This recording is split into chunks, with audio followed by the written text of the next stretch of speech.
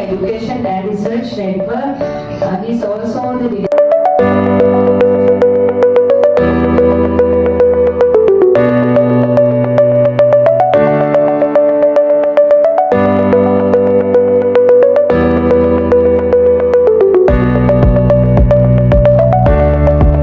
and look at what it is. What is digital transformation? So we normally confuse multiple words, right?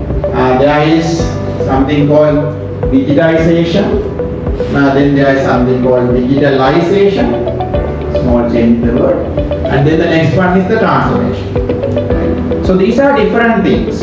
For example, if you have some forms to fill, right? So if you have some forms to fill, paper forms, when somebody come here, you have to fill some forms and give it to you, and you process it with some other documents, right?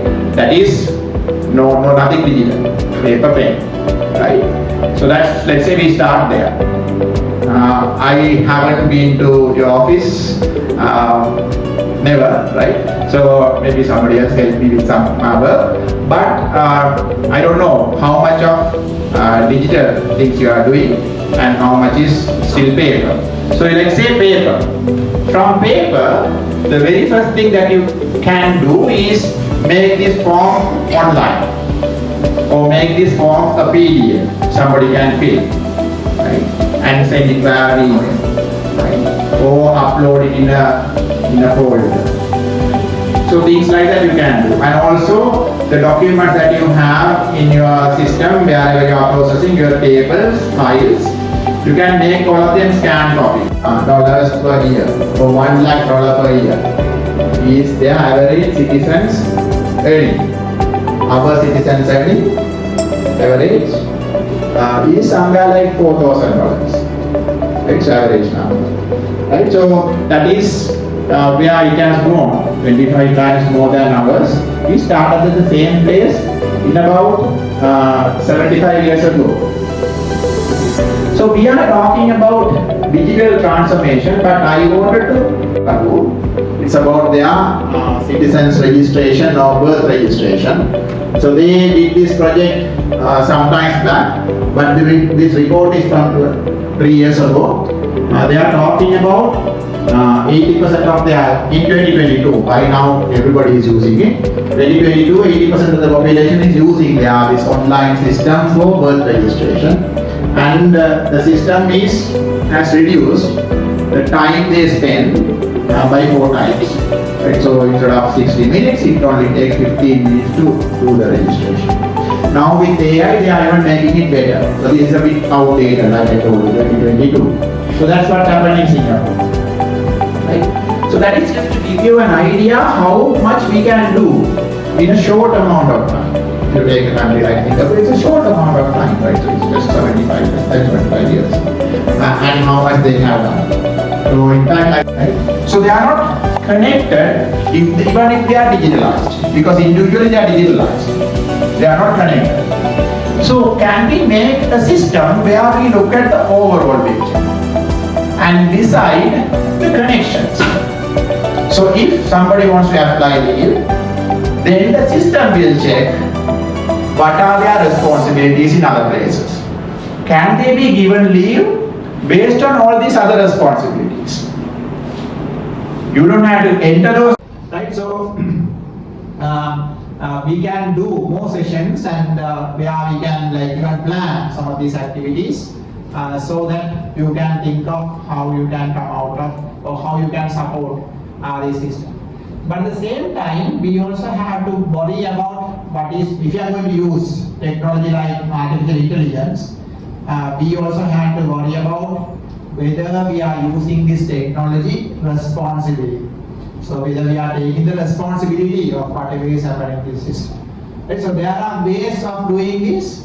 Right? So we have to build the system that is trustworthy. Right? So the system we are building must be reliable, meaning we have to be able to trust what it is doing, correct and accurate. It should not give wrong answers. It should not give wrong information.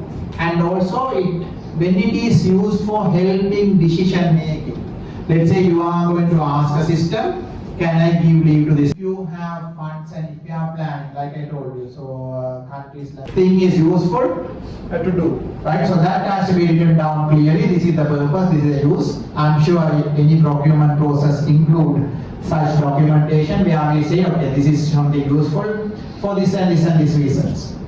And then because we are talking about digital system and particularly artificial intelligence type system, we also have to talk about data. So you know, like the government cloud I mentioned earlier is the place where we keep data.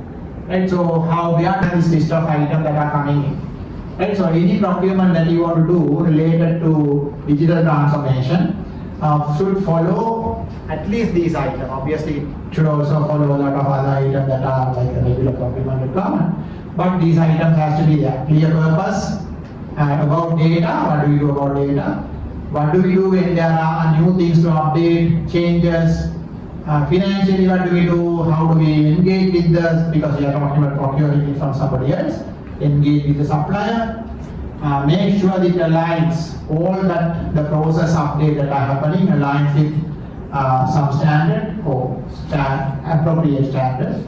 And how do we go out of it if we don't want it if we decide don't want it at a certain point. So now that we consider what you start depends on how much. So this axis is this side is high impact, this side is low impact. When you do this work or do this transformation, what sort of impact it has on its stakeholders? Can be the citizen, can be the people who are working within the institution and all that. That's this axis. I put something together. Now chatbots can be put together in no time. Like for example, if some citizens want to know the services that you have. So how do I do a certain thing? How do I, otherwise they have to call and ask, come and ask, or some known people. So that's how normally it works. But it's possible to put all this for citizens, a chatbot that can do such things easily. Right? So you can build one and the languages, like I told you, it's possible to have multiple languages now easily. So those you can do. So in fact, from the corporate side, I also worked on closer with corporate bigger agencies like telcos and others. So they have been building such things. You might already know. If you have say some voice setting or detail, their websites have these chatbots already. So you can go and ask questions and they can answer. You no longer can go and ask a person. You have to ask an AI, right? So unless you call a phone number and ask, on the website you can ask. So those are citizen services. But at the same time, this sort of systems can also be built internally. Let's say you have 500 people working here, right? So if they want to know something about what's happening inside, or how to do a certain thing, for example, a new employee coming, they want to know how to apply for a money. Right? So you can have a chatbot for internally. So they can go and ask such question, how to do this, how to do that. Right? So and it's so easy as now it's a matter of taking some simple code, some IT people can do, and giving the documents. These are the relevant documents for foreign. These are the relevant documents for procurement. These are the relevant documents for anything else that you do. And give those documents and the chatbot can go through the document and answer questions. You don't have to make a lot of technical effort to build one library. So you can build such things for citizens, you can build such things for you, like the employees. Right? So it's also possible to do other things like, I call it permit pack generator. Right? So pack generation is things like automate certain things, like for example, if you have application, right? So somebody applying for certain thing, right? So you can set up that process.